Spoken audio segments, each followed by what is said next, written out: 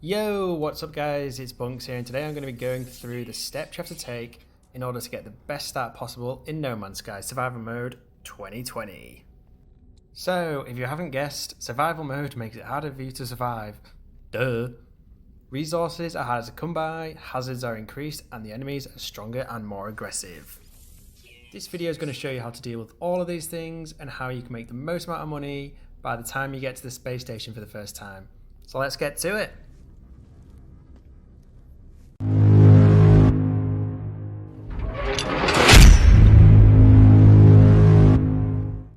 So when you first spawn in survival mode, you're going to be spawning some distance away from your starship and you'll likely be on a hazardous planet.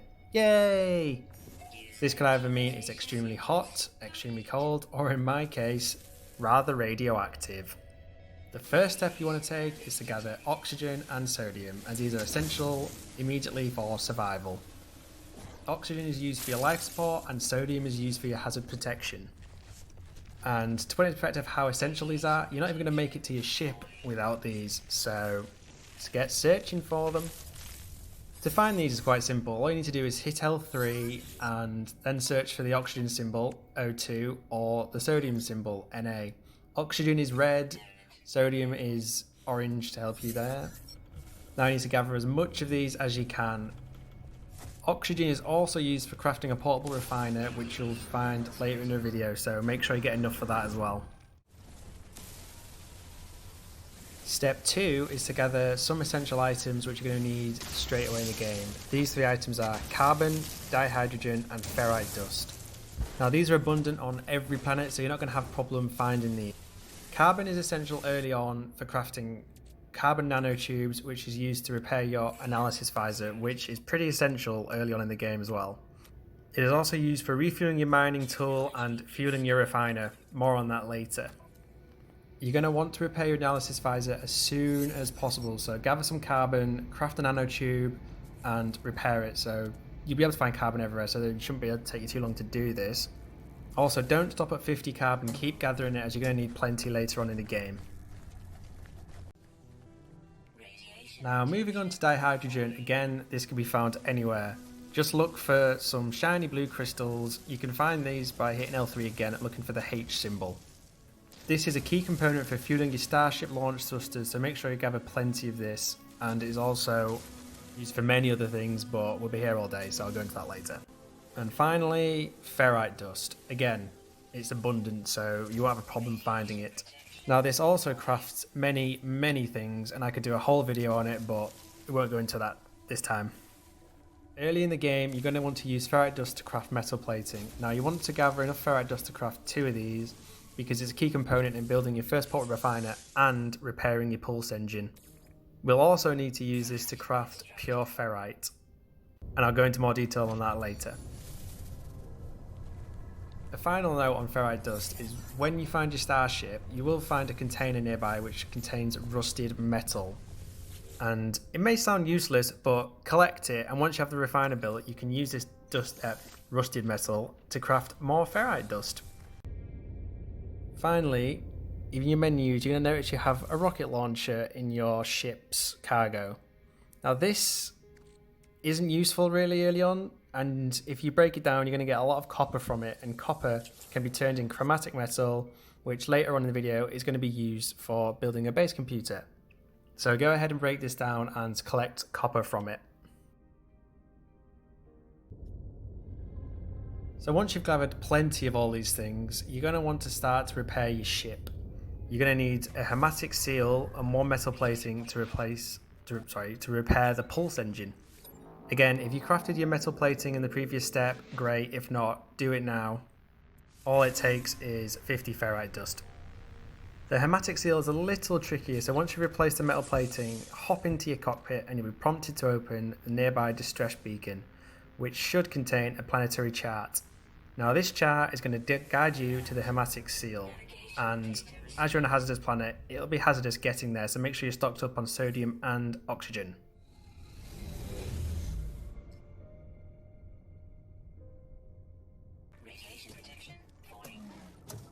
This chart's going to guide you to an outpost, which is where you can collect the hematic seal. It's not going to be too close to your ship, so make sure you've got all the protection you need, and if storms come or something, you're going to want to take shelter. Now, once you've got the hematic seal, if you haven't already, craft your analysis visor, because you're going to need to find where your ship is.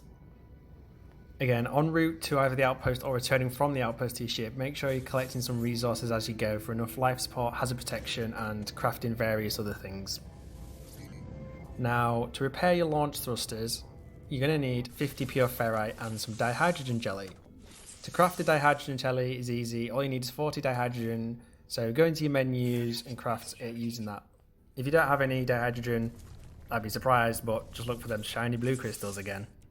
So to get pure ferrite, you're going to need the refiner. So craft the refiner. You should have all the resources for this based on the earlier steps, and craft ferrite dust into pure ferrite.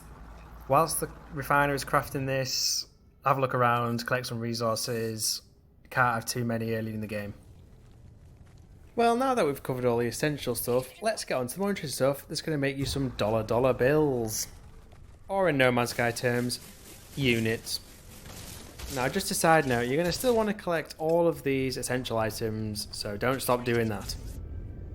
So one thing you're going to be able to find on most planets is cobalt. This is usually found in caves, and it appears that the money gods of No Man's Sky were on my side today because I was spawned right next to a cave full of cobalt. And by me, I mean my ship, of course. Now, one individual unit of cobalt is worth around 200 units on a space station. And if you're good at maths, having 250 of these will get you about 50,000 units. So try and collect as many as you possibly can. If you're not as lucky as me and your ship doesn't spawn next to a cave full of cobalt, that's fine. You're going to be able to find caves all over the place on most planets. So you shouldn't have a problem finding these. Now, once you have plenty of essential items and plenty of cobalt for some dollar bills, or units, you can go ahead and fly into space for the first time. Woo! Space travel! Now that you're in space, you're going to see a lot of asteroids, and you can shoot these for extra elements that are going to give you a lot of money. These include gold, silver, and platinum. And because these get stored in your spaceship cargo, you may as well collect as many as you can carry. Another great thing that asteroids give you is tritium. Now, this is essential for powering your starship engines, so you want to collect as much of this as you possibly can, as well as copper, gold, and silver, and platinum. Not copper, that was wrong. Now, while you're in space, you're going to notice you've got only a handful of planets nearby that you've not visited yet. So you're going to want to scan these using L3 to see if they've got any valuable elements or anything like that on them. You're going to want to look out for 3 things. Ancient bones from them dead-ass aliens, salvageable data which is used for getting blueprints to build and construct things, as well as selling for a lot of money. Finally, you're going to want to look for planets containing activated minerals such as copper. These planets can contain storm crystals which are worth a shed load, but unfortunately I couldn't find any on my playthrough this time. Finally, if you can't find any planets or any things, not to worry, just continue following the prompts and the story mode. One vastly important piece of technology you're going to need is a terrain manipulator. This is going to allow you to go underground, mine things, all that sort of stuff. And to craft this, you're going to need dihydrogen jelly and 2 carbon nanotubes. So if you've been following these steps, you should have the ability to craft both of these things. So go ahead and craft these and create your terrain manipulator. So once the story takes you to the first planet where you're going to find the signal source, you're also going to have to build yourself a base computer. So if you've been following all these steps, you should have enough resources to craft this base computer straight away. You need 40 chromatic metal to craft the base computer, so if you disregarded your rocket launcher earlier and took the copper from it, bring up the refiner and plonk your copper in it, and then you should get some chromatic metal. And then from there, you can use this to build your base computer. Whilst your refiner is busy turning copper into chromatic metal, have a scan around using analysis visor for buried tech, because you're going to need some of this salvage data to actually use your base computer. Now, if you're unlucky like me, and you couldn't find any other than one near where you initially landed, you're going to have to go off-world. I've created a video on this before, so I'll link this in the description, so go ahead there if you can't find any salvage data. If you are lucky enough to be on a planet with plenty of salvage data, collect the crap out of that stuff, because it's useful for getting blueprints to build construction stuff, technology, etc. But also, it gets you a lot of money, so stock up on it if you've got the space. Now follow a few prompts, and then eventually head on out to space, and you should have the option to go to the space station. You'll notice on your map because it's a goldy orangey icon on your screen. If you haven't done already, have a look around your planets for salvage data, ancient bones, that sort of stuff, so you can make some more money when you get to the space station. If you can't find any planets with this stuff, don't worry, I'll be making a video on how to make a lot of money early on in the game, so keep tuned for that. And don't forget to fire at a few asteroids on your way to the space station for that tasty gold, platinum and silver.